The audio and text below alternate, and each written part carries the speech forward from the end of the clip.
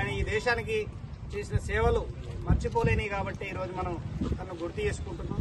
ముఖ్యంగా డాక్టర్ బాబాసాహెబ్ అంబేద్కర్ అని అంటే ఇవాళ ఈ దేశానికి దిశానిర్దేశం చేసిన వ్యక్తిగా అంబేద్కర్ ఉన్నాడు. అంబేద్కర్ అంటే కేవలం ఒక ఎస్సీల పక్షపాతి కాదు, మొత్తం యావత్ భారతదేశానికి సంబంధించిన వ్యక్తి. అంబేద్కర్ ని ఒక కులంగానో ఒక వర్గంగానో చూడలేం. ఆయన ఇవాళ భారతదేశం ఎట్లా నడవాలని చెప్పి ఒక రూల్ ని ఇవాళ కాన్స్టిట్యూషన్ మనకి ఇచ్చిన పరిస్థితి ఉన్నది.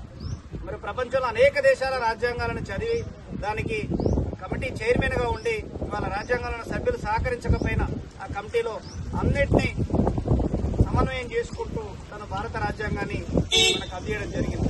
మరి ఇవాళ భారత రాజ్యాంగం అందించే క్రమంలో తన జీవితాంతం మొత్తం చూసిన చిన్నప్పటి నుండి తను పడిన బాధలు గాని, ఆర్థిక అసమానతలు గాని, వివక్షత గాని అవన్నీ మనం ఆయన జీవితాన్ని చదివినప్పుడు అనిపిస్తుంది. తను ఏనాడు కుంగిపోకుండా ప్రతి అంశంలో కసిగా పనిచేసిన వ్యక్తి. మరొకవైపు అంబేద్కర్ ఒక మాటలకే పరిమితం కాలే, ఒకవైపు పోరాటాన్ని కూడా చేసిండు. బోధించు, సమీకరించు అని చెప్పి ఒకవైపు పోరాటం చేస్తూనే ఆ గ్రామంలో దళితులకు నీళ్లు అవకాశం కావాలి, ఆ చెరువులో నీళ్లు ఎందుకు ముంచుకొనియరని చెప్పి రైతులందరినీ ప్రజలందరినీ ఏకం చేసి తన ముందలుండి పోరాటం చేసిన వ్యక్తి. అట్లా తన జీవితంలో ప్రతి అంశంలో ముందుండి పనిచేసిన వ్యక్తి. ఇవాళ కార్మిక సంఘం సిఐటికి కూడా ఏదైతే కార్మికులకు కనీస వేతనం కావాలని కొట్లాడుతా ఉన్నామో, పేదలకు కూడు పూట ఉండాలని ఎట్లయితే కొట్లాడుతున్నామో, అంబేద్కర్ కూడా ఆ రోజు చెప్పిండు భూమి అనేది జాతీయం కావాలి, భూమి అనేది ప్రజల పక్షం కావాలి, ప్రజల దగ్గర భూమి ఉన్నప్పుడు సంపద ఉంటది, ఈ నిచ్చెన మెట్ల కుల వ్యవస్థ ఈ దేశంలో ఉన్నది, ఈ వ్యవస్థకు వ్యతిరేకంగా పనిచేయాలని చెప్పి తను పిలిపించిండు.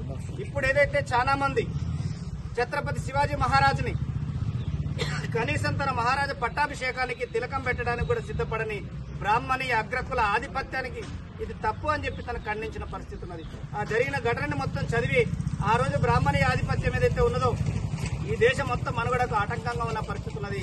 ఆ రోజు బ్రాహ్మణుడు చేయితో పెట్టకుండా కనీసం కాలుతో పెట్టిన పరిస్థితి ఉంది ఛత్రపతి శివాజీకి.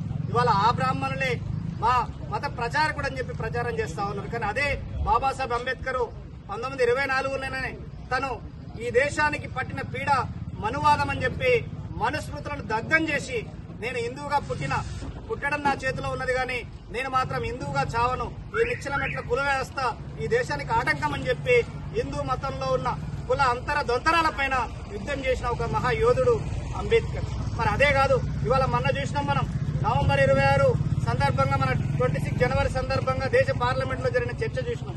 75 సంవత్సరాలు భారత రాజ్యాంగం అమల్లోకి వచ్చిన సందర్భంగా సంబరాలు చేస్తూ దానికి సంబంధించి పార్లమెంట్ లో చర్చ జరిగినప్పుడు ఈ దేశ అత్యున్నత మంత్రి, హోంశాఖ మంత్రి అమిత్ షా పార్లమెంట్ లో నిర్లజ్జగా మాట్లాడుతూ మీరందరూ అంబేద్కర్ అంబేద్కర్ అని అనడం ఇలా ఫ్యాషన్ అయిపోయింది దేశంలో, చాలా మంది అంబేద్కర్ అంటున్నారు, అంబేద్కర్ అని ఎందుకు అంటారు, అంబేద్కర్ అనకండి, దేవుని మొక్కితే మీకు ఫలితం వస్తుంది, స్వర్గం వస్తుంది అని చెప్పి యావత్ భారత జాతిని హేళన చేసిన వ్యక్తి అమిత్ షా.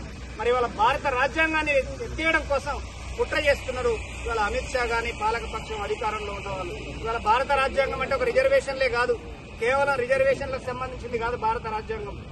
ఇవాళ ఫండమెంటల్ రైట్స్, ఇవాళ మనం ఇక్కడ మీటింగ్ మాట్లాడుతున్నామంటే ఫ్రీడమ్ ఆఫ్ రైట్ వచ్చింది కూడా మనకు ఫండమెంటల్ రైట్ నుంచే వచ్చింది. కాన్స్టిట్యూషన్ లో మనకు ఆర్టికల్ 14 నుంచి 19 వరకు చూసుకుంటే మనకున్న ఫండమెంటల్ రైట్స్ ఏ రకంగా ఉన్నాయో అర్థమైంది. మరి భారతదేశ ప్రజలని ఒక దిశానిర్దేశం చేసిన వ్యక్తిగా బాబాసాహెబ్ అంబేద్కర్ ఉన్నాడు. అందుకే ఆయనకు నివాళులు అర్పించడం అనంటే